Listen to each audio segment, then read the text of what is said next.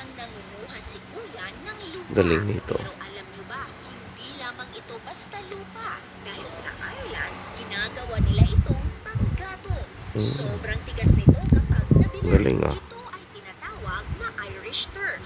Ang Irish Lupa turf na ay naging kilalanin panggatong. bilang Galing. peat ay isang uri ng natural na panggato. Ito ay nagmumula sa mga peatland o latian. Galing. Saan laging basa ang lupa, kaya't hindi ganap na nadidecompose ang mga organikong material tulad ng nabubulok na mga halaman. Peat ang tawag Ang galing. sa mismong organikong material na matatagpuan at kinukuha sa Ganda rito. peatlands. At isa raw itong mahalagang bahagi Meron ng kaya dito sa kasaysayan ng Pilipinas kultura niyan. ng mga taga-Ireland. Sa katunayan, isang araw ito sa simbolo ng pagkakakilanlan ng mga Irish Ang at galing. naging inspirasyon na ng maraming sikat na Irish artists Ang galing at nito, writers sa kanilang mga akda. Sa kasalukuyan, may mga taga-Ireland na gumagamit na rin ng mga makina upang mapadali ang pagkuha ng peat. Sa loob lamang Napakayaman ng ng oras, bansang nagkakaya ito. ng makinang ito na Lupa i-harvest pa lang, ang daming panggatong peat na. na dati ay inaabot ng 60 hours gamit ang tradisyonal na paraan. Malaki ang natitipid ng mga